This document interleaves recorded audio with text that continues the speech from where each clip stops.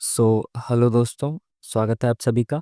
तो भाई आज हम लगाने वाले हैं एसएससी सीजीएल के लिए टीयर 1 का लाइव टेस्ट, जो कि इस वक्त ओलिव बोर्ड की वेबसाइट पर चल रहा है। ठीक है जी। तो जैसा कि आप सभी लोग जानते हैं और जो लोग नहीं जानते मैं उनको बता देता हूँ कि यहाँ पे हम देखेंगे इस मॉक टेस्ट का सॉल्यूशन। और इसमें आप सीख कह सकते हैं अप्रोच, एग्जाम ओरिएंटेड अप्रोच, कि आप किस तरह से एग्जाम में विद इन टाइम क्वेश्चंस को सॉल्व करेंगे, कैसे आप कई बार ऑप्शन से आंसर तक पहुँचेंगे, कैसे आप कई बार यूनिट डिजिट से आंसर तक पहुँचेंगे। और इसी तरह की छोटी छोटी सी चीज़ें जो आपका एग्जाम में बहुत सारा समय बचा सकती हैं, वो आप यहाँ पे सीख सकते हो। ठीक है जी। तो चलिए फिर शुरू करते हैं आज का मॉक टेस्ट ओलिव बोर्ड की वेबसाइट पे। ठीक है, टेक टेस्ट।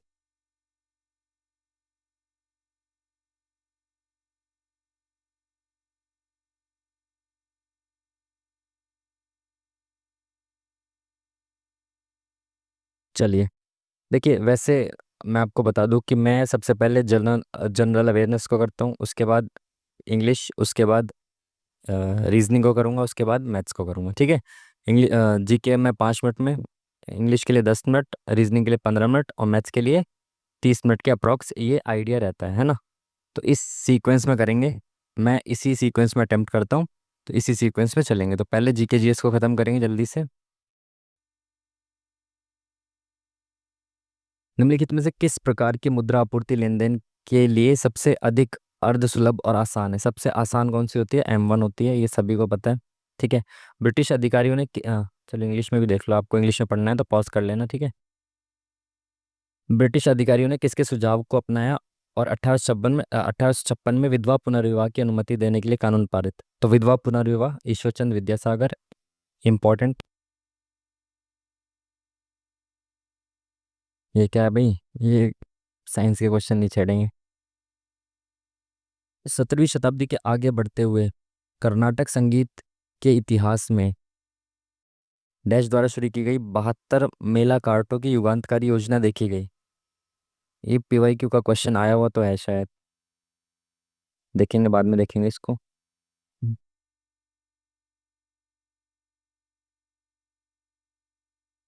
पंडित राम नारायण निम्नलिखित में से किस वाद्य यंत्र को हिंदुस्तानी संगीत? पंडित राम नारायण ये थे आपके सारंगी से रिलेटेड। ये पीवाईक्यू में पूछा आ चुका है ऑलरेडी। ठीक है। 1991 की औद्योगिक नीति के अनुसार सरकार ने विदेशी कंपनियों को भारतीय कंपनियों के साथ सहयोग के मामले में डैश हिस्सेदारी या अधिक रखने की अनुमति दी, ताकि वे स्वतंत्र रूप से और मालिकाना रूप में कार्य कर सकें। तो विदेशी कंपनियों की हिस्सेदारी कितनी कर दी थी? आई थिंक पहले 40% तक अलाउड था, उसके बाद 51% तक कर दिया था 1991 में। ठीक है, रिफॉर्म्स जब हुए थे एलपीजी वगैरह। भारत सरकार ने गरीबी कम करने के लिए रणनीतिक रूप से रणनीति के एक भाग के रूप में वर्ष डैश में प्रधानमंत्री ग्राम सड़क योजना, प्रधानमंत्री ग्राम सड़क योजना, अरे ये तो इम्पोर्टेंट है, याद भी है, इसका एक कारण भी याद होने का। किस देश में झूमिंग को लदांग, लडांग लिख रखा है, लदांग किस में जाना जाता है? इंडोनेशिया में। झूम खेती के अलग अलग नाम है बहुत सारे अलग अलग देशों में। ठीक है। पीएम दक्ष योजना के तहत निम्नलिखित में से कौन सा लक्षित समूह है? पीएम दक्ष योजना के तहत SC ST OBC ये सब तो होंगे ही होंगे। तो फर्स्ट और सेकंड तो होना ही चाहिए, फर्स्ट और सेकंड है तो सेकंड ऑप्शन बी तो नहीं हो सकता। DNT सफाई कर्मचारी EBC, तो 5 भी होना चाहिए। तो फर्स्ट सेकंड और 5 एक ही ऑप्शन में दिख रहा है। मतलब कहने का मतलब है अगर ऐसी कोई योजना है तो ये सब वर्ग तो होने ही चाहिए। तो इस तरह से गैस कर सकते हैं। बाकी क्या आंसर है फाइनली ये तो पता नहीं। 2011 के अनुसार भारत की जनसंख्या इतनी है जिनमें से डैश प्रतिशत शहरी हैं। तो शहरी जनसंख्या कितनी है? 31.16%। ठीक है, 0.2 लिखा हुआ है इसने। क्या करना है भाई? इसमें मिलाना है इसको। तो आर्टिकल नंबर 14 विधि के समक्ष समता और विधि का समान संरक्षण, आर्टिकल नंबर 14 ही कहता है। तो एक का तो ए हो जाएगा, तो एक ही ऑप्शन है सी, है ना। 19 का क्या हो जाएगा? वाक अभिव्यक्ति की स्वतंत्रता बिल्कुल सही दे रखा है। 21 प्राणोदैहिक स्वतंत्रता बिल्कुल सही। 32 भी सही दे रखा है, सही दे रखे हैं सारे ऑप्शंस। मल्लखंब खेल में अर्जुन पुरस्कार से सम्मानित होने वाले पहले भारतीय व्यक्ति कौन से हैं? कौन है? No idea. निम्नलिखित में से किस, ये इंग्लिश में देख लो यार। निम्नलिखित में से किस राज्य में एक साझा उच्च न्यायालय है? दिल्ली हाई कोर्ट तो दिल्ली का ही है। आसाम जो है वो शायद इसमें 4 स्टेट्स कवर होते हैं जो उसके नॉर्थ ईस्ट के है ना। बाकी तो दोनों है नहीं। ठीक है। वसा और तेलयुक्त खाद्य पदार्थों को बासी होने से बचाने के लिए उनमें आमतौर पर निम्नलिखित में से क्या मिलाया जाता है? तो क्या मिलाए जाते हैं? एंटीऑक्सीडेंट्स मिलाए जाते हैं। तो आसान सा सवाल है। भारत सरकार ने निम्नलिखित में से स्वायत्त संगठन को शिक्षा मंत्रालय द्वारा डीम्ड विश्वविद्यालय का दर्जा दिया गया है? No idea. पीएच मान का सही आरोही क्रम बताना है भाई आपको। पीएच मान का सही आरोही क्रम दूसरे ज्यादा इसमें मुझे आई थिंक ये होना चाहिए, सी होना चाहिए आई थिंक। धनगारी गाजा निम्नलिखित में से किस भारतीय राज्य का प्रसिद्ध लोक नृत्य है? धनगारी गाजा आई थिंक ये भी पीवाईक्यू में आया हुआ है। देखते हैं, बाद में देखते हैं इसको। कथकली की पुरुष नृत्य शैली सीखने और उसका प्रदर्शन करने वाली पहली महिला कौन थी? तो कथकली कथकली कथकली आई थिंक मृणालिनी साराभाई जो थे वो काफ़ी फेमस है कथकली में। डैश में लखनऊ में आयोजित कांग्रेस के वार्षिक अधिवेशन सम्मेलन, तो लखनऊ में कब आयोजित किया गया था? 1916 में आयोजित किया था। आगे पढ़ने ही नहीं है, जब पूछा लखनऊ अधिवेशन की बात कर रहा है तो 1916 में हुआ था लखनऊ तो। कौन सा राज्य भारत में स्वास्थ्य अधिकार अधिनियम पारित करने वाला पहला राज्य बन गया? ये भाई राजस्थान ने पारित किया था 25 लाख तक का स्वास्थ्य बीमा और ये सब चीज़ें। काफ़ी न्यूज़ में भी रहा था ये, है ना, राइट टू हेल्थ। भाभा परमाणु अनुसंधान के केंद्र BARC की स्थापना 54 में हुई। यह डैश में स्थित है? कहाँ पे है इसका मुख्यालय? उसमें है, मुंबई में। ठीक है, इंपॉर्टेंट है, पूछा जाता है एग्जाम में। ये भी पूछा जाता है कि इसकी स्थापना कब हुई। किस ध्रुपद घराने की उत्पत्ति पश्चिम बंगाल में हुई थी? ध्रुपद घराने की उत्पत्ति मेवाती, दरभंगा, डागर। फोर्थ वाला लग रहा है, ये तीन तो मुझे ऑप्शन लग नहीं रहे नाम से, है ना, बंगाल, पश्चिम बंगाल टाइप के। कौन सा कथन सही है? तालाब का पानी और समुद्र का पानी ताज़ा पानी माना जाता है? नहीं, समुद्र का पानी ताज़ा नहीं है। समुद्री जल मीठे जल का? नहीं। नदी और समुद्र के पानी को ताज़ा पानी नहीं, समुद्र नहीं माना जा सकता। नदी, खाड़ी, झील, तालाब, जलधाराएं सभी मीठे पानी। ये ऑप्शन नंबर 4 सही लग रहा है। कौन सा युग्म गलत सुमेलित है? गलत कौन सा है बताना। अनाई मलाई, अन्ना मलाई होता है ना ये तो। पहाड़ियाँ कहाँ पे? कोंकण तट पे, इधर की साइड, ठीक है। शेवरॉय कोरोमंडल तट। मैकाल, मैकाले जो पहाड़ियाँ हैं वो उत्तर पश्चिम, उत्तर पश्चिम में नहीं है यार, ये तो MP मध्य भारत में है ना, यहाँ मध्य प्रदेश और छत्तीसगढ़ के आसपास है, तो सी गलत होना चाहिए। रिबूट्स शब्द निम्नलिखित में से किस खेल से संबंधित है? रिबूट्स, रिबूट्स किससे है भाई? सी के साथ चले जाते हैं, कोई दिक्कत नहीं है। ठीक है, अब इसमें जो रह गए हैं, कितने रह गए हैं? 20 आंसर कर दिए। अगर तुक्के मारने बाद में समय नहीं मिला तो देख लेते हैं, इसमें तो हम तुक्के मार ही नहीं सकते। 29, चलो बाद में देख लेंगे इसको, है ना। इंग्लिश को देखते हैं पहले। हाँ, ग्रामेटिकली करेक्ट कौन सा है बताना है। He gave me a useful advice, it was the perfect solution. He gave me an useful, he gave me a useful advice, he gave me some useful advice. तो भाई पहली बात तो इंग्लिश मेरी बहुत गंदी है, आप सभी को पहले बता चुका हूँ। तो इंग्लिश वाला पार्ट आप स्किप कर सकते हो, ज़रूरी नहीं है आपको इंग्लिश वाला पार्ट देखना, ठीक है। मेरी बहुत गंदी है इसलिए मार्क्स भी गंदे ही आते हैं इंग्लिश में। He gave me some useful advice, ये डी ठीक लग रहा है मेरे को। The children play in the park when their mother called them for dinner. तो पास्ट की बात हो रही है, तो चिल्ड्रन खेल रहे थे, तो children were playing in the park. The award was given to my friend and I for our outstanding project. यहाँ पे आई नहीं आना चाहिए ना। The award was given to my friend and I, the award was given to me and my friend, ऐसे कुछ आना चाहिए ना। मेरे हिसाब से ये गलत साउंड कर रहा है। शुरुआत में होता तो चल जाता सब्जेक्टिव फॉर्म में।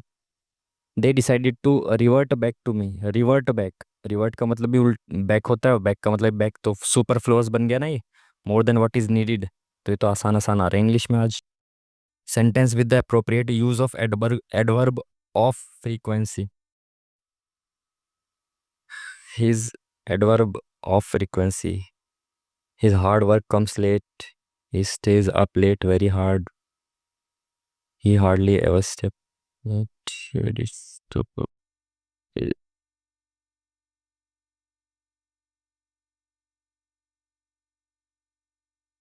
ये लगा देते हैं, not sure.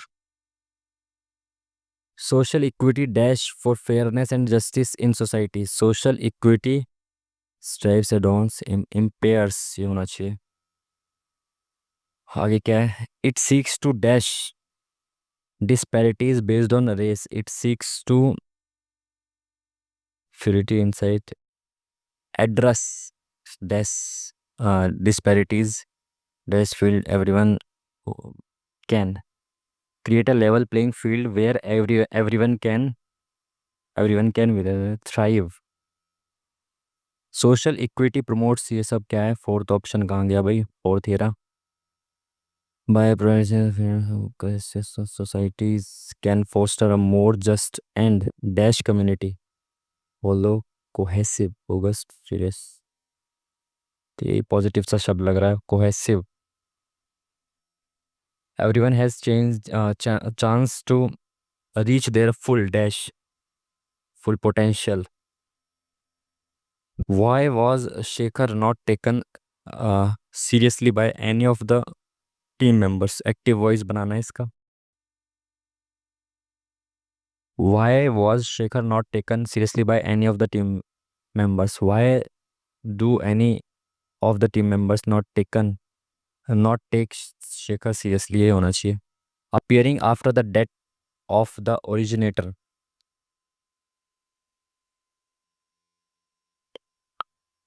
After the death of originator, post हम बस post करके इसमें कुछ है तो आई थिंक इसके साथ तुक्के पे जाएंगे। She officially unveiled a carved plaque to the centenary of death of the poet last year. Hmm. Commemorate, commemorate, commemorate, commemorate. ये सही लग रहा है, सी शायद हो सकता है। नो स्पेलिंग एरर, किस में स्पेलिंग एरर नहीं है? Must be magnanimous, magnanimous and truly great. बस मैग्नेनिमस यहाँ भी दे रखा है, यहाँ पे भी मैग्नेनिमस है, यहाँ भी मैग्नेनिमस है और यहाँ भी है मैग्नेनिमस। मैग्नेनिमस, मैग्नेनिमस, ये तो गलत लग रहा है। मैग्नेनिमस, मैग्नेनिमस, तो ये सही लग रहा है। Option number second I think होना चाहिए।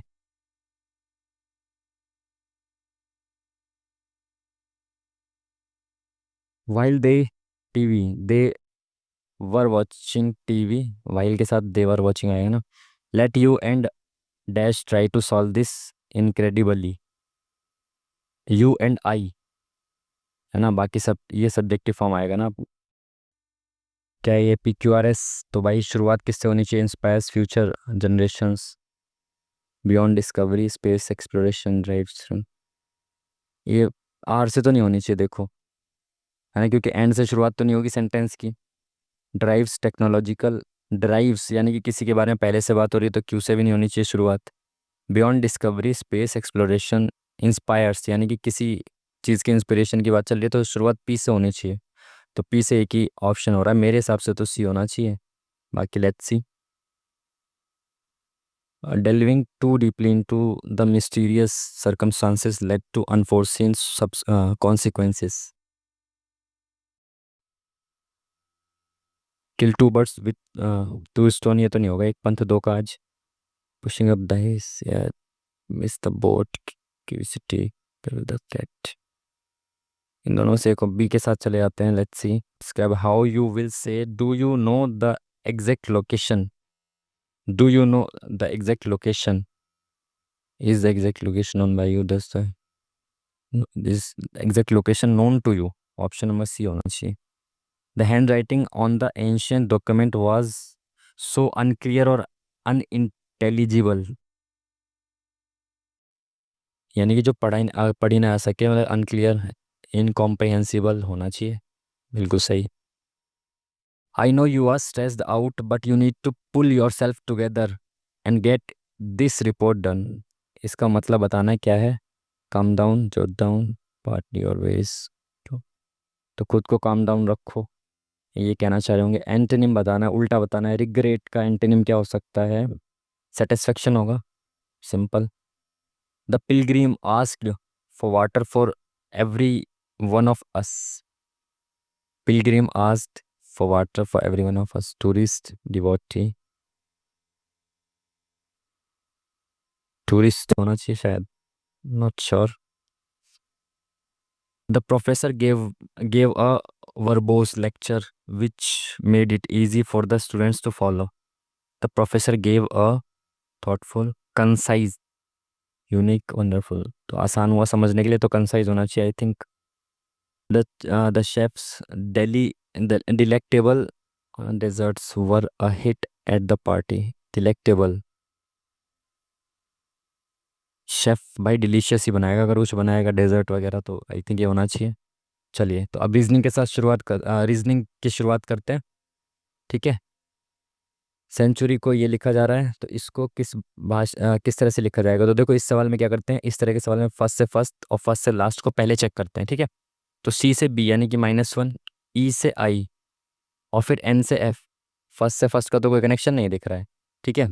तो फर्स्ट से फर्स्ट को हटाओ, फर्स्ट से लास्ट को चेक करो। सी से एक्स अपोजिट, ई से वी अपोजिट, एन से एम अपोजिट, टी से, ये सब अपोजिट है। U F R I Y Y, बिल्कुल सही अपोजिट दे रखे हैं सब। तो वी का अपोजिट क्या होगा? टी यू वी 22 और 5 27, 5 होगा ना। तो वी का अपोजिट एंड में आएगा तो ई आएगा, तो ये ऑप्शन खत्म और ये ऑप्शन खत्म। ठीक है। अब देखो, इन दोनों में कोई अलग चीज़ देख लो, जैसे सेकंड ऑप्शन अलग है, तो सेकंड ऑप्शन, इसका सेकंड ऑप्शन इसके सेकंड लास्ट का वो अपोजिट होगा, तो सेकंड लास्ट का अपोजिट क्या है? जेड होगा, तो option number 1 is the correct answer. ठीक है। कहाँ गया? ये रहा, option number 1 is the correct answer. अरे भाई, चलो नेक्स्ट क्वेश्चन। प्रत्येक अक्षर का अनिवार्य रूप से प्रयोग, लेकिन प्रत्येक शब्द केवल एक बार उपयोग करके सार्थक अंग्रेजी शब्द बनाने, इनसे सार्थक अंग्रेजी शब्द बनाने GINS, तो SIGN, एक तो ये बन गया शब्द साइन, SIGN साइन, और इनको उल्टा कर दो SING सिंग। ठीक है। और क्या बन सकता है?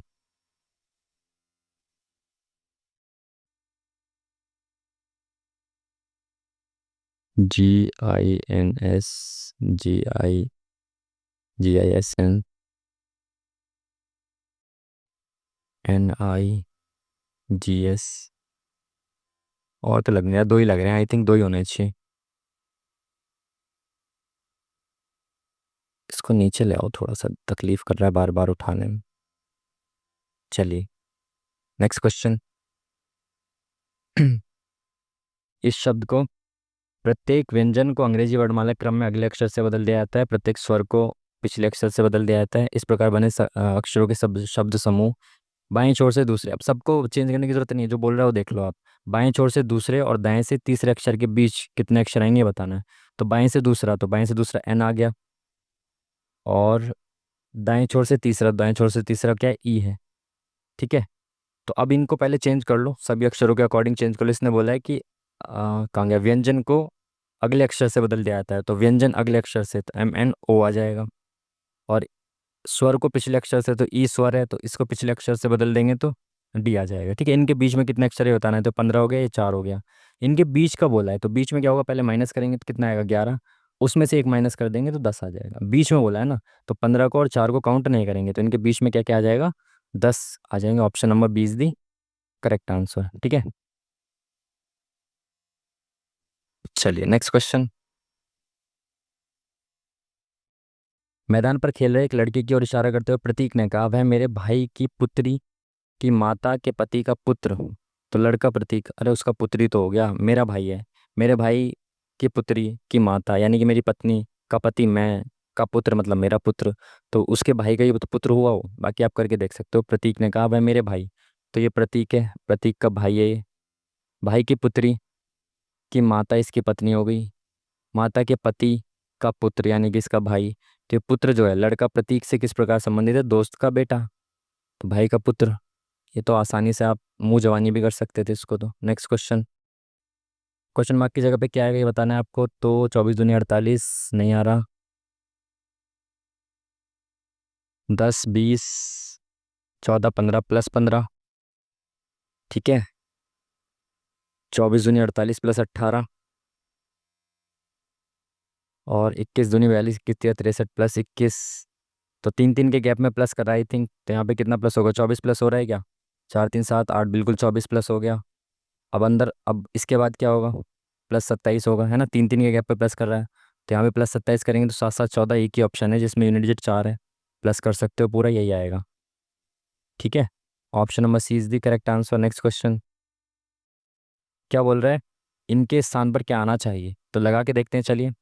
तो अगर यहाँ पे इंटू रख दें, यहाँ इंटू रख दें, यहाँ प्लस रख दें, यहाँ बराबर 15 आ जाएगा क्या, इंटू इंटू कर देंगे, इतनी बड़ी संख्या हो जाएगी, ये तो आ ही नहीं सकता 15।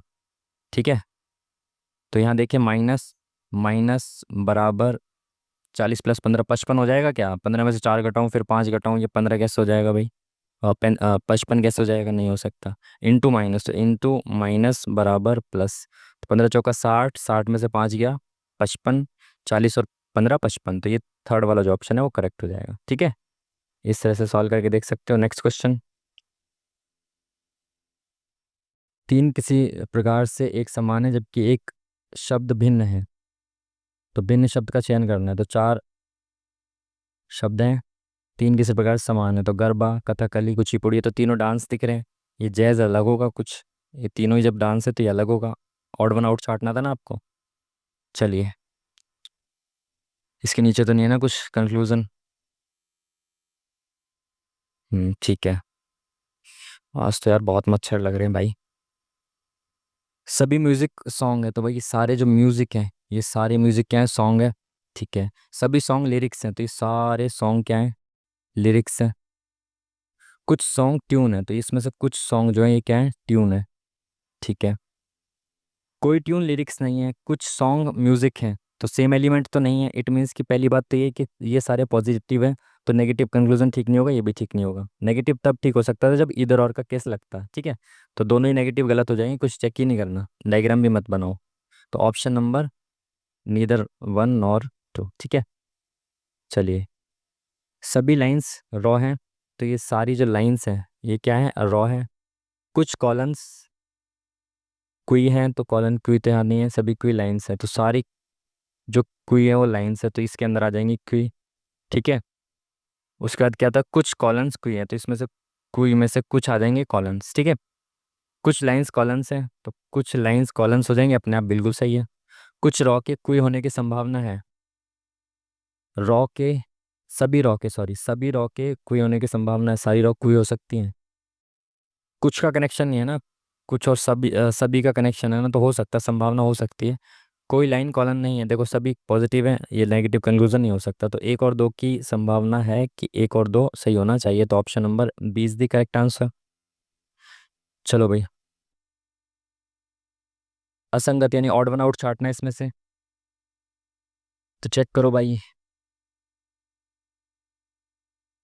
ये सारे स्क्वायर्स दिख रहे हैं आपको, सबको स्क्वायर्स दिख रहे हैं ना। ठीक है, 17 और 32, ये 14 का स्क्वायर है।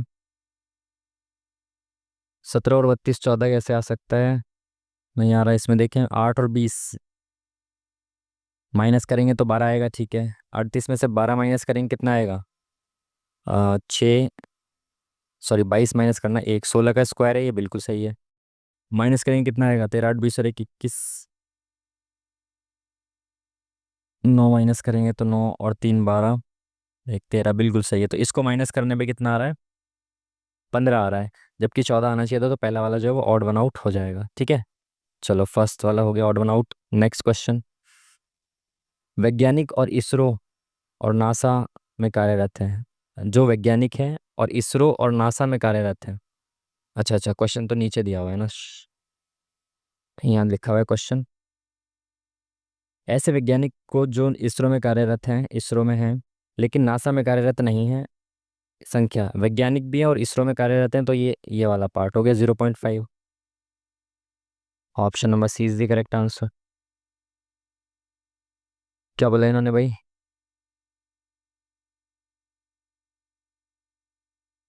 तार्किक अर्थपूर्ण क्रम में लगाना है। ठीक है, ऑप्शन से चेक करते हैं, 1 और 4 में से पहले क्या आएगा ये देखना है। तो 1 महासागर है, 4 पानी का गिलास है, तो 4 ऑप्शन में ज़्यादा है, तो यानी कि पानी के गिलास से शुरुआत करते हैं। ठीक है, छोटी इकाई से शुरुआत करते हैं, तो 4 के बाद 1 2 6 में से क्या आना चाहिए, 1 2 6, महासागर, कुआं या नदी, तो कुआं मतलब छोटा है, सबसे छोटा गिलास है, गिलास के बाद उससे बड़ा क्या है, कुआं है, तो 2 आना चाहिए, ये भी गलत, ये भी गलत। उसके बाद 5 आएगा क्या, झील, ठीक है, झील के बाद नदी, नदी के बाद समुद्र के बाद महासागर, बिल्कुल सही, पहला ऑप्शन सही लग रहा है एकदम। ठीक है, छोटे से बड़े की तरफ जाना था बस। सेम लॉजिक पे कैच करना है तो भाई इसका गैप कितना है, 5 का है। इसका गैप कितना है, 90, 15 का है। तो एक बार 5 का गैप, एक बार 15 का गैप चेक करें। 5 का गैप, 15 का नहीं, 5 का नहीं, 5 का गैप, 15 का gap, option number C is the correct answer. आसान सा सवाल दे दिया। Next question. क्वेश्चन मार्क की जगह पे क्या आएगा बताना है कि ये और ये, ठीक है, प्रोपोर्शन में है। 3 तिया 9, 18 दूनी 36, 7 तिया 21, 28 दूनी 26, तो 12 तिया 36, 34 दूनी 68, 36/68, ऑप्शन नंबर डी। ठीक है, ऊपर इंटू 3, नीचे इंटू 2 कर रखा है फ्रैक्शन में। यहाँ क्या करना है भाई, अगेन वही, 3 प्रोपोर्शन दे रखे हैं रेशियो के। तो TUV W +1 MN+1, सी से +1 आएगा डी, तो एक ही ऑप्शन में डी है। लो खत्म काम, है ना। +1 करेंगे ना पहले तो। ट्रैंक्विल, पीसफुल, तो भाई ये तो सिनोनिम होते हैं आई थिंक। तो आपको सिनोनिम्स चेक करने हैं इसमें। कॉर्डियल, होस्टाइल,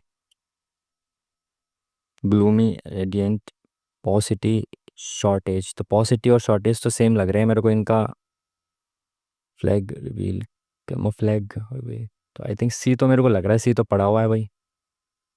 ये तो सिनोनिम्स लग रहे हैं, बाकी लेट्स सी। 100 को दर्शाने वाले फलक के विपरीत कौन सी संख्या आएगी। ये क्या है, शीट है, मतलब इसको ओपन डाइस टाइप का मान सकते हैं। शीट है हालांकि ये। तो एक छोड़ के एक अपोजिट होता है, तो भाई 100 के अपोजिट जाना है, तो एक छोड़ के एक क्या आ जाएगा, 96। तो option number D is the correct answer. ठीक है, चलिए नेक्स्ट क्वेश्चन। क्या बोला इसने, सबसे अच्छे से मिली जुलती है। तो भाई पहले ऐसे बंद किया, फिर ऐसे बंद किया, और फिर ऐसे बंद किया। तो सबसे पहले इसको ऐसे खोलेंगे, ठीक है, तो अपोजिट आएगा, अपोजिट आएगा, अपोजिट आएगा, बिल्कुल ठीक है। फिर ऊपर नीचे खोलेंगे तो अपोजिट्स बनने चाहिए, तो अपोजिट बन रहा है, इसमें अपोजिट बन रहा है, अपोजिट बन रहा है, अपोजिट अपोजिट। इसमें अपोजिट नहीं बन रही, देखो ये दोनों अपोजिट नहीं है, तो ये तो खत्म हो गया। इसमें अपोजिट हैं सारे, ठीक है।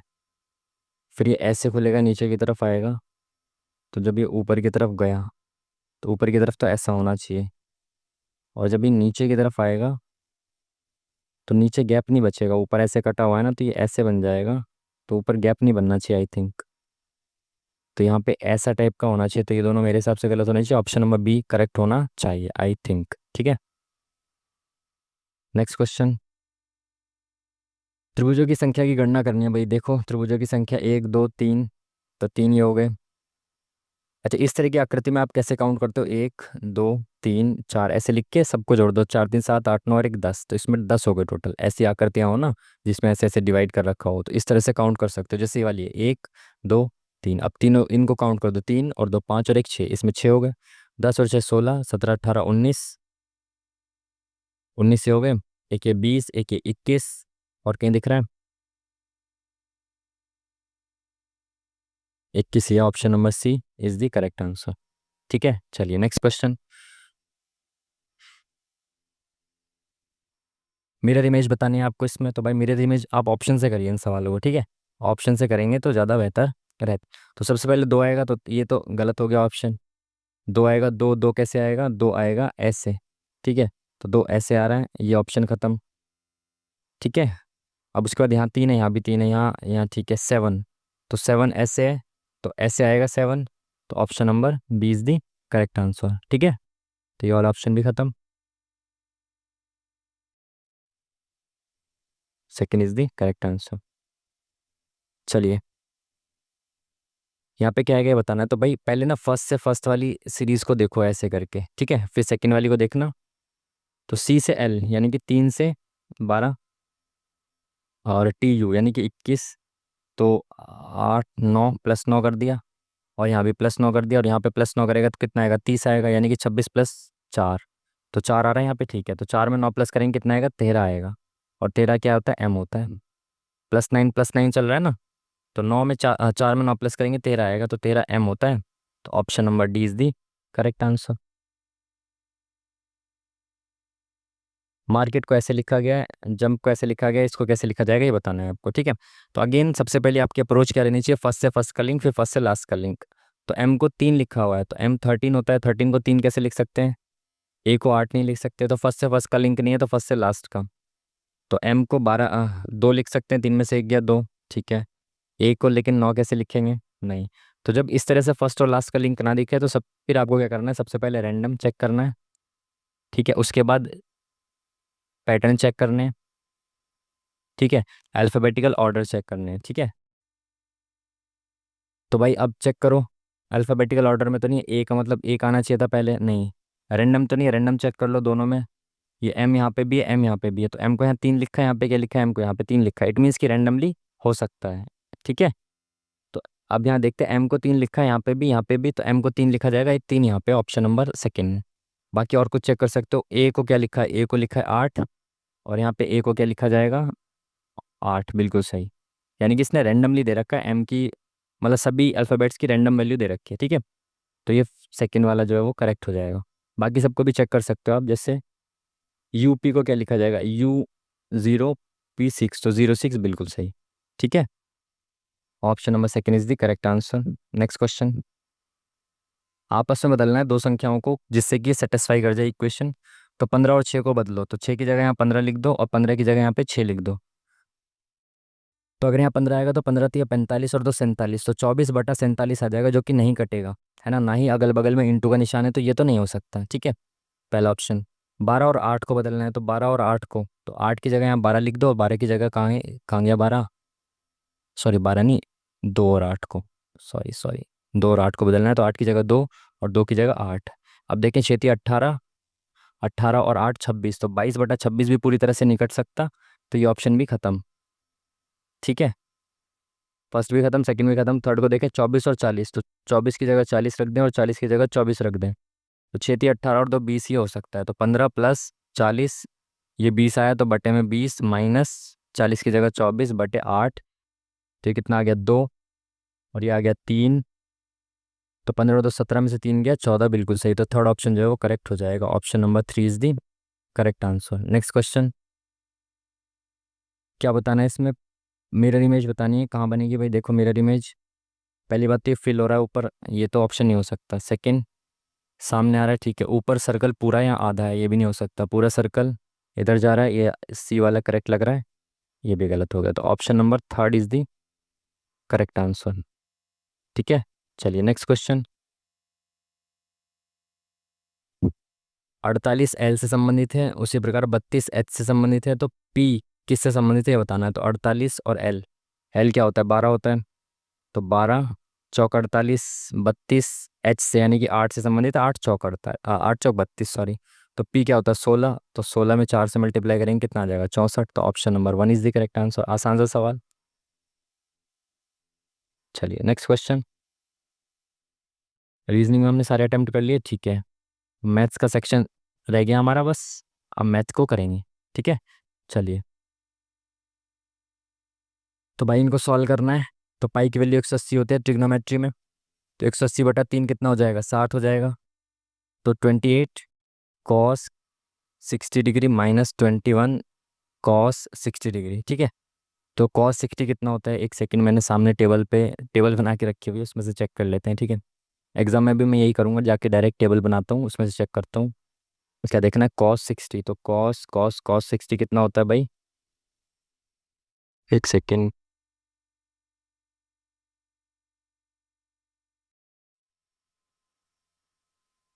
कॉस 60 1/2, कहाँ गया 1/2, तो 1/2 की क्यूब करनी है यहाँ पे, तो 1/8 आ गया, तो 28 गुणा 1/8 माइनस 21 गुणा 1/2, 4 दूनी 8, 4 7 28, तो ये 7/2 माइनस 21/2, तो 21 में 7 गया, तो 14/2 माइनस का, तो माइनस का 7, option number 1 is the, minus का बचेगा ना, हम्म, ठीक है। Option number 1 is the correct answer.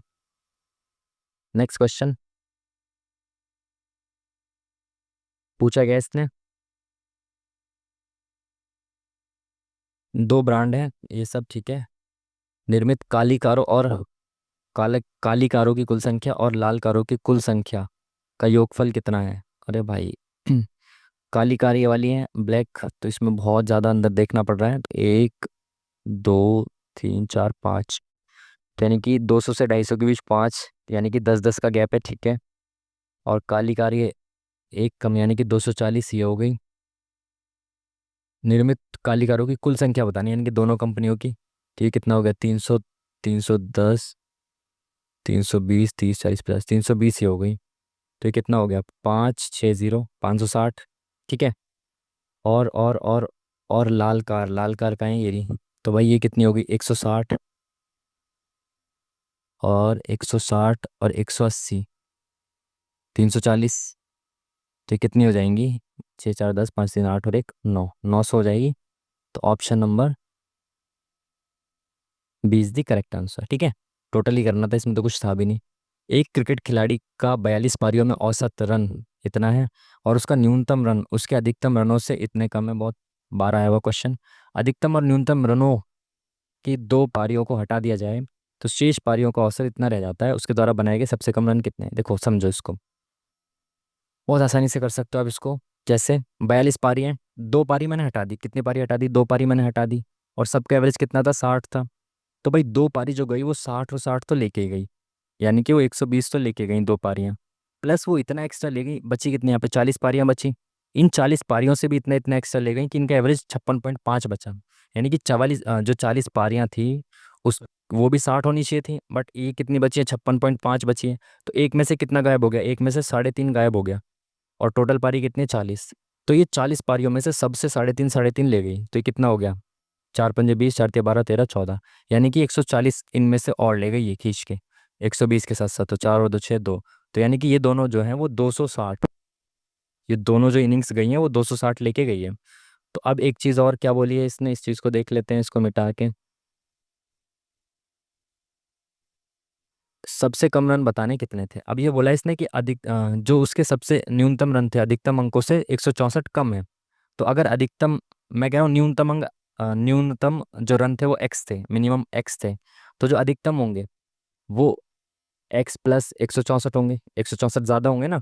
जब न्यूनतम जो है वो अधिकतम से 164 कम है तो अधिकतम न्यूनतम से 164 ज़्यादा होंगे। ठीक है।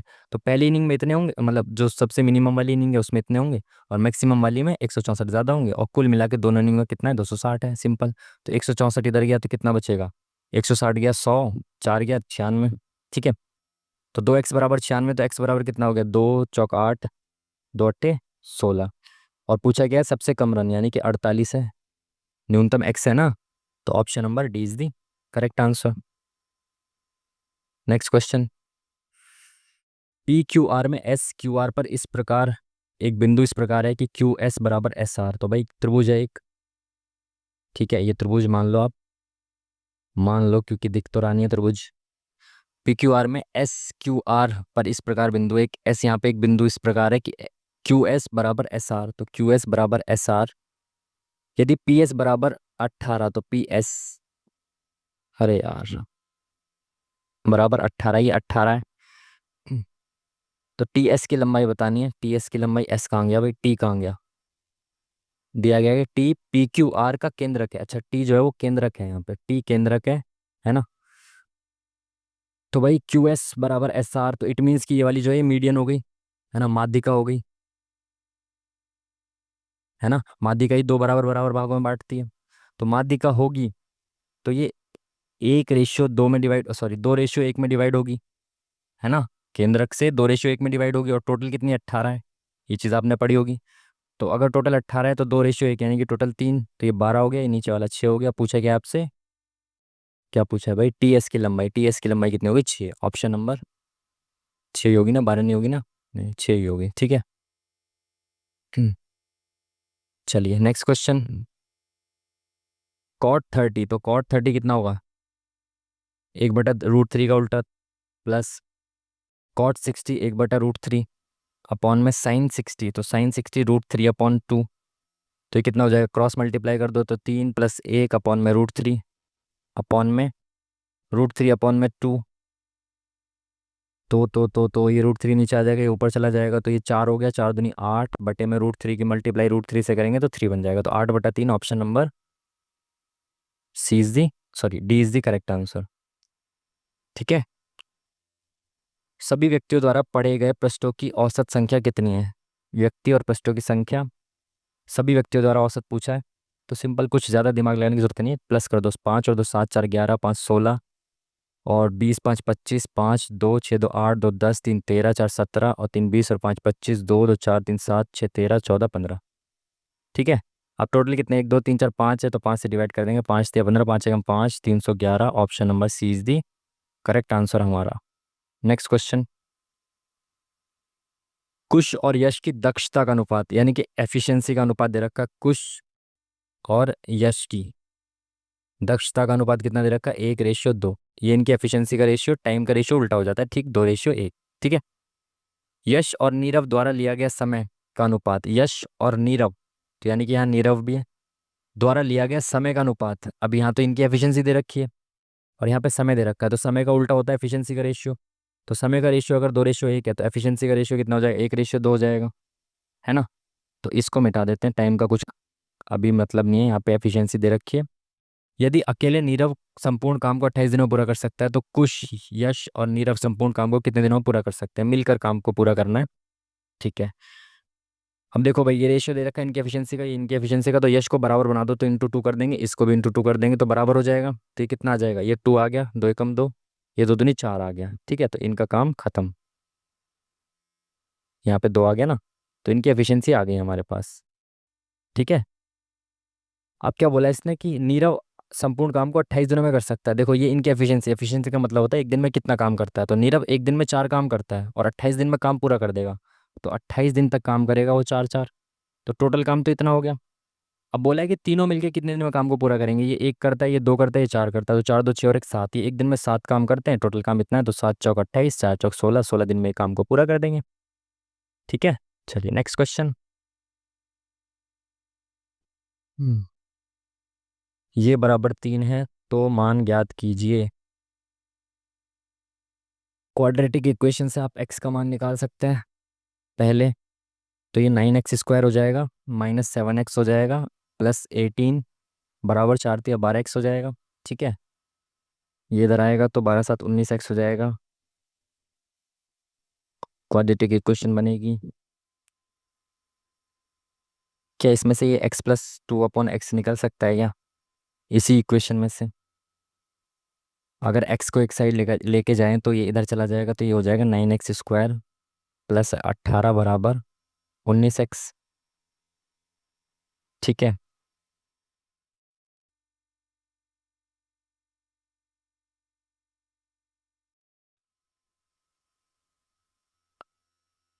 इसको भी इधर ले जाएं तो क्या हो सकता है?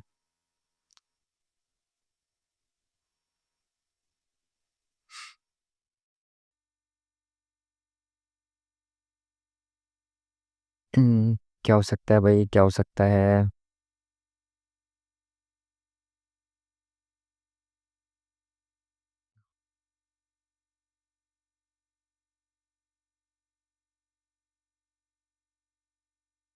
इसमें कॉमन ले सकते हैं कि हम 9 को जब हम कॉमन लेंगे तो यहाँ बचेगा x² प्लस यहाँ बचेगा 2। ठीक है। बट यहाँ बची है x + 2/x, तो अगर मैं x से भाग कर दूँ तो यहाँ पे 9x को कॉमन ले सकता हूँ, है ना। अगर मेरे को यहाँ पे डिवाइड करना है x से तो यहाँ पे 9x को कॉमन लेना चाहिए मेरे को। यहाँ पे 9x को कॉमन अगर लेता हूँ तो यहाँ पे x बचेगा, प्लस यहाँ पे कितना बचेगा, 2 तो बचेगा बचेगा, लेकिन यहाँ पे एक और, एक सेकेंड, अच्छा हाँ 18 चाहिए, तो अपॉन में x आ जाएगा ना। ठीक है ठीक है। x से x कट जाएगा, 9 दूनी 18 आ जाएगा, x² आ जाएगा, बराबर कितना है, 19x है। तो ये 9x यहाँ से इधर चला जाएगा अपॉन में, तो ये x कट जाएगा, 19/9 आ जाएगा। ऑप्शन नंबर डी बिल्कुल सही, बहुत बेहतरीन। चलिए 19/9। Next question. न्यून कौन ये सब, न्यून कौन, ठीक है, माइनस बराबर ये है, तो इनका मान बताना है। तो 10 + 40 डिग्री माइनस, तो बराबर इसको मैं ऐसे लिख सकता हूँ, कॉट -20 डिग्री। ठीक है।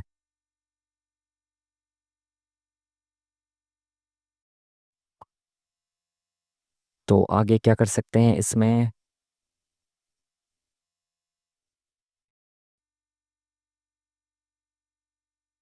इसको बाद में देखेंगे भाई, ट्रिग्नोमेट्री।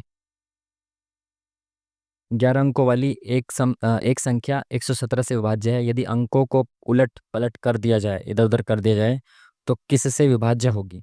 देखो भाई, अगर कोई संख्या 117 से विभाज्य है, 11 अंकों की संख्या है वो, ठीक है, और संख्या के अंक उलट पलट भी कर दिए जाएं, तो भाई एक ही डिविजिबिलिटी रूल लग सकता है बस, कि अंकों को प्लस करके, है ना।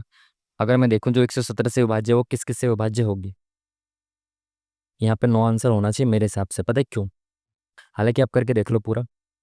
7 8 9 3 से विभाज्य होनी चाहिए वो, 9 से विभाज्य होनी चाहिए, और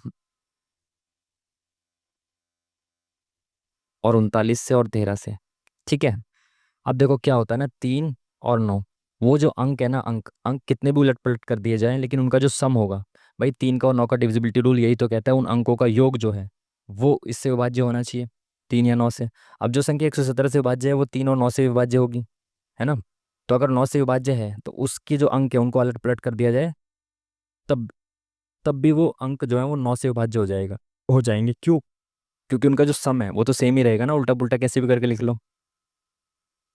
तो option number B is the correct answer. Next question, थोड़ा तेजी से चलते हैं। इसका मान ज्ञात करना है आपको, तो देखें 16 6 96 16 16 9 144 प्लस 20 - 4, 16 4 20 और 5 25। Option number D is the correct answer. Next question, एक निश्चित दूरी 10 घंटे में तय कर सकता है व्यक्ति। 1/3 भाग को 75 की स्पीड से, दूरी के 1/3 भाग को इतने की स्पीड से, और शेष दूरी को इतने की स्पीड से चलता है। तो कुल दूरी बतानी है। तो भाई कुल दूरी दे रखी है ऑप्शन में, तो ऑप्शन से पुट करके देख लेते हैं। 1/3 भाग 1/3 भाग, तो पहली चीज़ तो डिस्टेंस जो है ना, मैं कह रहा हूँ डिस्टेंस का 1/3 भाग, अगर 3 डिस्टेंस है तो 1 मान रहा हूँ, तो डिस्टेंस जो है वो 3 का मल्टीपल होना चाहिए मेरे हिसाब से आंसर। तो 3 का मल्टीपल एक ही ऑप्शन दिख रहा है। बाकी आप मान के देख लो, अगर 450 3 का मल्टीपल है तो इसका 1/3 कितना हो गया? 150, फिर 150 और फिर 150। तो इतने इतने की स्पीड वो 3 बार चलेगा, क्योंकि 1/3 यहाँ चल रही थी, 1/3 यहाँ चल दी, और बचा हुआ भी 1/3 हो गया, ठीक है। 75 की स्पीड से इसको 2 घंटे में कवर कर देगा, इसको 50 की स्पीड से 3 घंटे में कवर कर देगा, इसको 30 की स्पीड से चलेगा 5 घंटे में कवर कर देगा, टोटल 10 घंटे हो गए, यानी कि 20 दी करेक्ट आंसर, ठीक है। आसानी से ऑप्शन पुट कर सकते थे। ए बी सी एक समद्विबाहु त्रिभुज है भाई, यानी कि दो भुजाएं बराबर हैं इसकी, तो A B C, A B बराबर ए सी, यानी कि ये वाली दो भुजाएं बराबर हैं, तो बी बराबर 55 है। ए डी माध्यिका है इसकी, ठीक है। माध्यिका इन दोनों को बराबर बराबर भागों में बांटेगी, एंगल को भी बराबर भागों में बांटेगी, ये 55 है तो ये भी 55 हो गया। तो ये कितना हो गया? 110। त्रिभुज के सभी कोणों का 180 होता है, तो ये कितना हो जाएगा? 70 हो जाएगा, और 70 का आधे आधे हो जाएंगे दोनों। पूछा गया इसने डी ए सी, तो डी ए सी यानी कि 35 पूछा है, बस सारी चीज़ें निकाल दी, जो पूछा होता है वो बता दो। नेक्स्ट क्वेश्चन, किसमें न्यूनतम छूट प्रतिशत होगा? तो विक्रय मूल्य और अंकित मूल्य, विक्रय मूल्य अंकित मूल्य दे रखा है। तो अगर 650 की चीज़ मैंने 600 में बेची, तो 50 रुपये का डिस्काउंट मिला किस पे? 650 पे। तो 5 × 5 1/13 डिस्काउंट मिला। यहाँ पे कितने की छूट मिल रही है? 50 रुपये की 800 रुपये पे। तो 5 × 5 छिंग 30, तो 1/16। यहाँ भी 50 की मिल रही है क्या? यहाँ भी 50 की मिल रही है, ठीक है। अब एक चीज़ देखो आप, यहाँ पे 50 रुपये, 550, तो 5 × 5, 5 × 5 यहाँ 1/11 आ गया, और यहाँ पे कितना आ जाएगा? 50, 900 रुपये पर। तो ये 5 × 5, 5 × 5, 5 × 8 = 40। अब आप देखो जो ऊपर जो है वो सेम है, कम, इनमें से सबसे कम आंसर कहाँ पे आएगा? जिसका नीचे जो हर है ना वो सबसे बड़ा होगा, है ना। 18 से अगर एक को भाज्य करूँगा तो सबसे कम आएगा, तो ये वाला जो है वो सबसे न्यूनतम डिस्काउंट होगा। समझ पा रहे हो ना? जब हर सबसे, जितना हर बड़ा होगा उतना ही आंसर छोटा होगा। चलिए, त्रिज्या ए सेंटीमीटर वाले एक बड़े बड़े धातु के गोले को n संख्या में a/9 सेंटीमीटर त्रिज्या वाले छोटे गोलों में तोड़ दिया जाता है यदि बड़े गोले का कुल पृष्ठीय क्षेत्रफल और एक साथ सभी छोटे गोलों का कुल पृष्ठीय क्षेत्रफल y है, तो y/x बताना है। a सेंटीमीटर वाले एक बड़े धातु के गोले को n संख्या में इतने सेंटीमीटर वाले छोटे गोलों में तोड़ा जाता है, तो पहले रेडियस n की संख्या निकाल लेते हैं कि कितने होंगे। देखो जो बड़ा गोला है और छोटे छोटे जितने भी सारे गोले हैं उनका जो वॉल्यूम है वो तो सेम होगा ना, तो इसका जो वॉल्यूम हो जाएगा वो कितना हो जाएगा, 4/3 पाई आर की क्यूब। यहाँ पे आई आर क्या है, ए की क्यूब, बराबर हो जाएगा एक छोटे वाले गोले की 4/3 पाई आर कितने यहाँ पे A/9 की क्यूब इंटू एक छोटे गोले का आयतन हो गया इंटू कितने छोटे गोले n है। ठीक है, देखो 4/3 से 4/3 पाई कट गया, यहाँ पे आ जाएगा ए की क्यूब अपॉन में 729। ठीक है, ए की क्यूब से ए की क्यूब गया तो एन की वैल्यू कितनी आ गई, 729। तो भाई ये हमें पता चल गया कि जो छोटे छोटे गोले हैं वो 729 है। बड़े गोले का कुल पृष्ठीय क्षेत्रफल x है, तो x y रेशियो x निकालना है, तो x को नीचे रखना है। तो बड़े गोले का कुल पृष्ठीय क्षेत्रफल निकालना है, तो वो कितना हो जाएगा 4 पाई r², तो 4 पाई r² कितना हो जाएगा, बड़े गोले की r है a²। अब छोटे गोले, सभी छोटे गोलों का, तो सभी छोटे गोले यानी कि 729 गोले हैं, एक का कितना है 4 पाई, आर कितना है A/9 का स्क्वायर। ठीक है, देखो 4 पाई से तो 4 पाई कैंसिल, यहाँ पे क्या आ जाएगा A² अपॉन में 81, और ये 81 से 9 बार में जाएगा, A² से A² खत्म हो जाएगा तो 9 और 1 बचेगा, 9:1। Option number 1 is the correct answer. ठीक है, चलिए नेक्स्ट क्वेश्चन। रामलाल और ठाकुर रामगढ़ गांव के ग्राम प्रधान के चुनाव के लिए दो उम्मीदवार हैं। मतदाता सूची में मतदाताओं की संख्या x है। मतदाता सूची के 10% ने अपना मत नहीं डाला है और 120 मतदाताओं ने अपना मतपत्र खाली डाला। विजेता को x मतों में से 40% मत प्राप्त हुए। रामगढ़ ग्राम पंचायत चुनाव में दो उम्मीदवार हैं, मतदाताओं की सूची में मतदाताओं की संख्या x है। तो मैं मान लेता हूँ कि टोटल जो मतदाता है ना वो 100x है, क्योंकि परसेंटेज में बात चल रही है, तो 100x है टोटल मतदाता। 10% ने अपना मत नहीं डाला तो 90% ने मत डाला, और 120 मतदाताओं ने मतपत्र खाली डाला तो उसका कोई मतलब नहीं था। तो 90% लोगों ने वोट डाला, 90x ने, उसमें से भी 120 ने खाली डाला, तो टोटल जो वोटर्स थे वो इतने आ गए। ठीक है, विजेता रामलाल को x में से 40% यानी कि इसमें से 40% यानी कि 46x मिला। x तो टोटल वोट्स थे, ठीक है, 46x मिला। उसे ठाकुर से 180 अधिक मिले, तो इसको अधिक मिले 180। तो जो दूसरे वाले को उसको कितने मिलेंगे भाई, टोटल में से इसको मैं घटा दूँ, 90x माइनस 120 में से इसको घटा दूँ तो दूसरे वाले के वोट आ जाएंगे ना। टोटल वोट इतने डले, इसमें से एक को इतने मिले तो दूसरे को कितने मिलेंगे, माइनस कर दो इसको। तो 44x माइनस 120, इसको मिले इतने दूसरे वाले को। अभी कह रहा है इसको जो है ना इससे कितने ज़्यादा मिले, 180 ज़्यादा मिले। तो इसमें से इसको घटाऊंगा तो उसकी वैल्यू 180 आएगी, तो इसको घटाएंगे कितना आ रहा है, तो ये आएगा आपका, माइनस करेंगे तो माइनस, तो 2x माइनस माइनस प्लस 120 बराबर 180 आएगा। तो ये इधर जाएगा 60, तो x की वैल्यू आ जाएगी 30। x की वैल्यू 30 आगे पूछा गया है, x यानी कि टोटल, x का मान मतलब ये जो टोटल वोटर्स थे, तो 100 इंटू 30 यानी कि 3000। Option number C is the correct answer. चलो नेक्स्ट क्वेश्चन। घन के एक फलक का परिमाप इतना है, तो घन का कुल पृष्ठीय क्षेत्रफल ज्ञात कीजिए। गुल कह रहा हूँ घन का कुल पृष्ठीय क्षेत्रफल होता है 6a², और एक फलक का परिमाप यानी कि 4a बराबर दे रखा है आपको 28√3, तो a बराबर कितना हो जाएगा 7√3, है ना। और 6 इंटू a² कितना हो जाएगा 7 × 49 × 3। ठीक है, तो 6×3 = 18, निम्मा 162, 18×4 = 72 और 6 78 और 10 88 882। Option number 1 is the correct answer. Next question. 3 कंटेनरों का आयतन इतना इतना इतना है, क्रमशः इतने इतने अनुपात में ए और बी मिश्रण से भरे हुए हैं। इन सभी कंटेनरों से मिश्रण की पूरी मात्रा को एक चौथे कंटेनर में डाला गया। चौथे कंटेनर में ए और बी का अनुपात कितना है ये बताना है। तो भाई इसमें ए और बी का अनुपात 7:2 है, इसमें 1:1 है, इसमें 2:3 है, तो इक्वल बनाना पड़ेगा। नहीं नहीं इक्वल नहीं बनाना, क्योंकि आयतन कितना 9, 2, 5 है, यानी कि पहले में 9 आ सकता है, दूसरे में 2, तीसरे में 5। तो 7 और 2 9, 1 और 1 2, 3 और 2 5। इतना आसान कर दिया सवाल को, जितनी जितनी इनकी कैपेसिटी है उतने उतना इसमें दे रखा है रेशियो, तो इन सबको डालूंगा तो एक ही मात्रा यहाँ से 7, यहाँ से 1, यहाँ से 2, तो 7×3 = 10, ए आ जाएगा 10, और यहाँ 2 1 3 और 3 6, बी आ जाएगा 6, तो 2×3 = 6, 2×5 = 10, 5:3। Option number C is the correct answer. भाई जो इनकी जो इसका कैपेसिटी है, इसकी जो क्षमता है इसकी, उसके अनुसार ही तो दे रखा है रेशियो, तो सेम सिंपल सबको जोड़ दो, इक्वल बनाने की जरूरत नहीं है। 5:3। Option number C is the correct answer. क्या बोला इसने भाई, वस्तु पर अर्जित लाभ प्रतिशत को दर्शाता है, दंडारेख लाभ प्रतिशत को दर्शाता है। भाई ये लाभ प्रतिशत है। क्रय मूल्य दे रखा है इनका, और पूछा क्या है, विक्रय मूल्य के बीच का अंतर ACE BDF। तो इसमें थोड़ा टाइम लगेगा, इसको आगे देखते हैं ना, टाइम बहुत कम है। एक बार दूसरे सवाल देख लेते हैं। एक्स और वाई संयुक्त रूप से इतने और इतने रुपए का निवेश कर के साथ एक व्यवसाय शुरू करते हैं।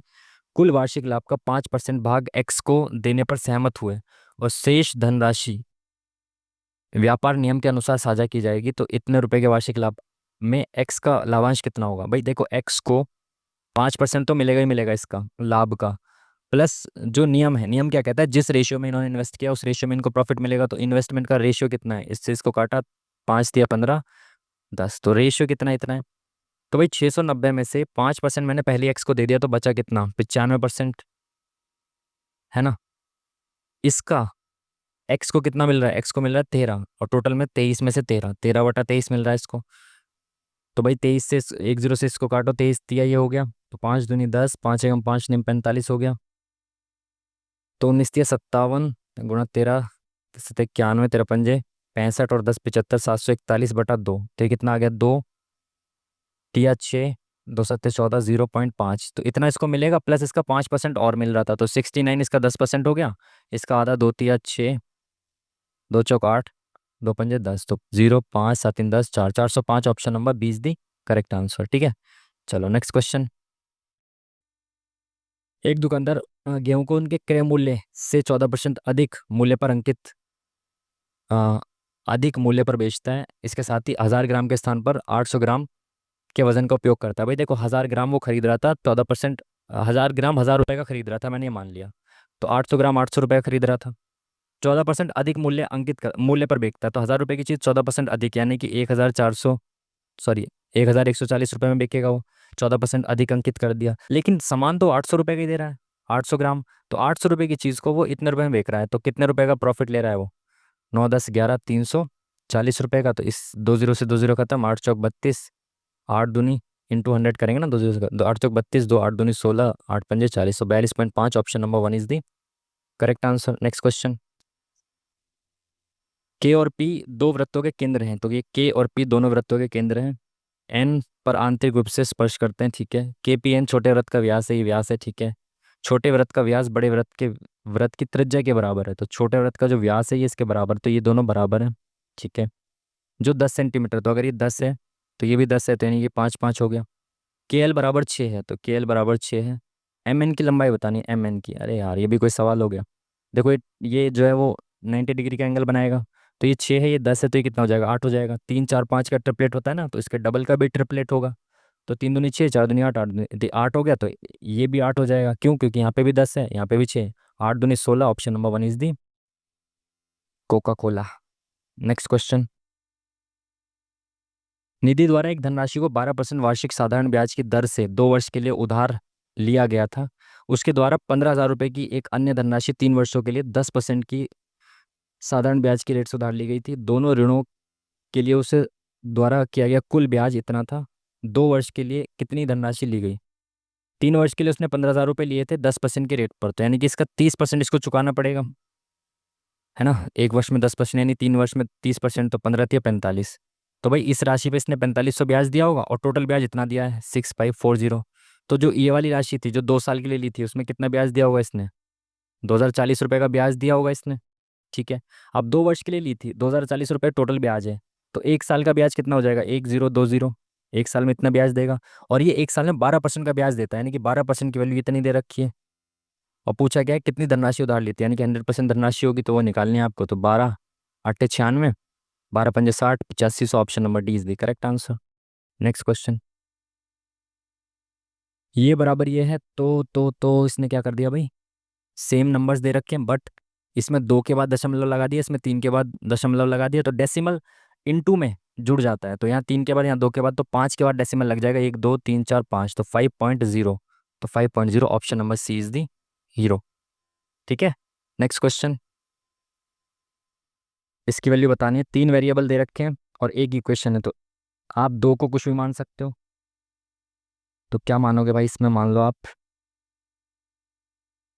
ए को 1 मान लो, बी को -1 मान लो, सी को 0 मान लो, ठीक है। तो ए का स्क्वायर 1 हो गया, बी का स्क्वायर 1 हो गया, प्लस सी 0 हो गया, अपॉन में ए का स्क्वायर 1 हो गया, प्लस बी सी 0 हो गया, तो 2/1 यानी कि 2 हो गया। Option number A is the correct answer. कुछ भी वैल्यू पुट कर सकते हो आप, आंसर सेम ही आना है। अब कौन सा क्वेश्चन रह गया था, ये वाला क्वेश्चन रह गया था ना। हाँ, तो क्या बोला था इसने, ACE के कुल विक्रय मूल्य तथा BDF के कुल विक्रय मूल्य के बीच का अंतर ज्ञात कीजिए।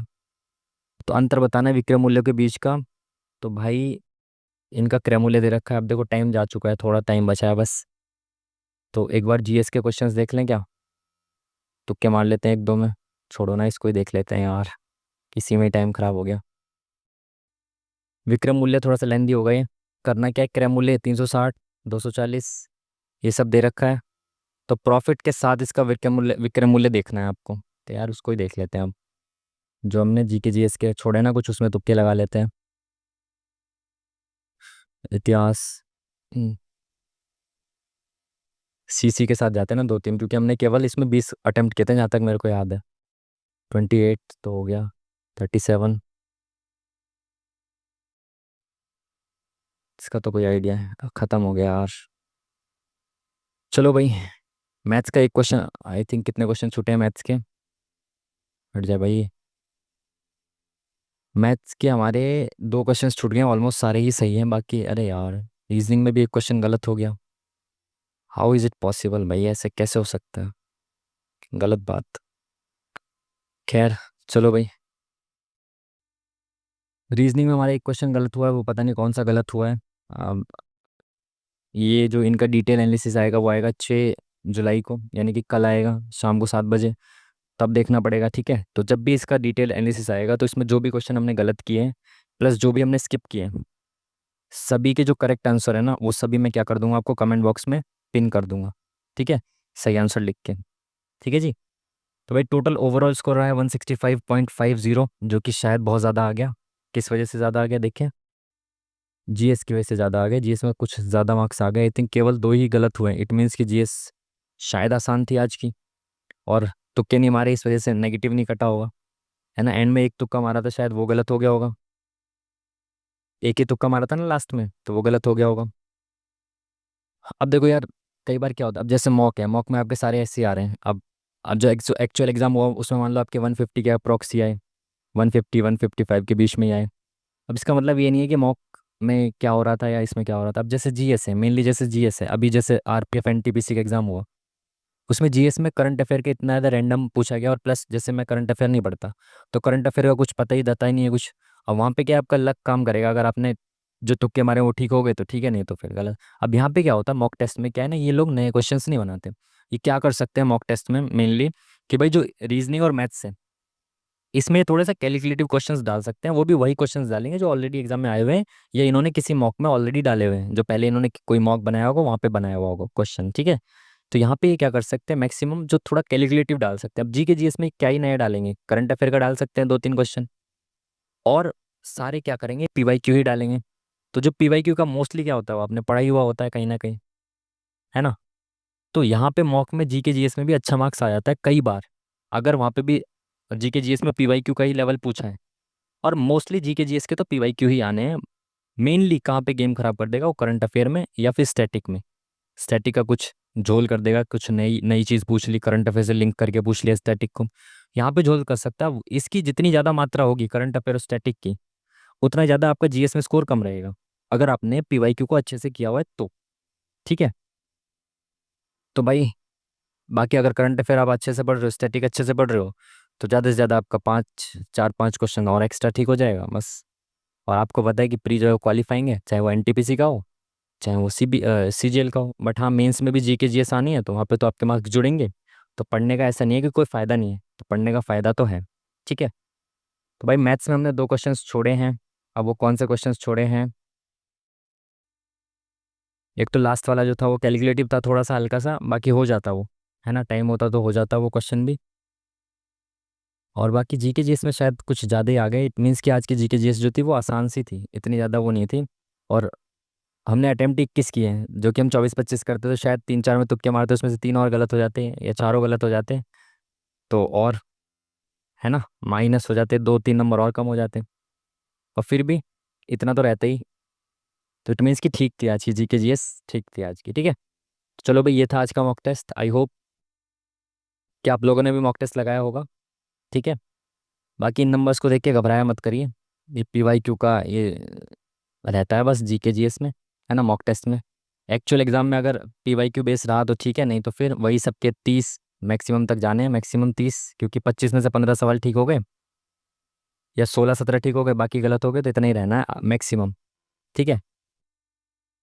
बाकी और अच्छे भी आते हैं, वो बताएं बच्चों के तो 180 80 भी आते हैं प्रीलिम्स में। तो भाई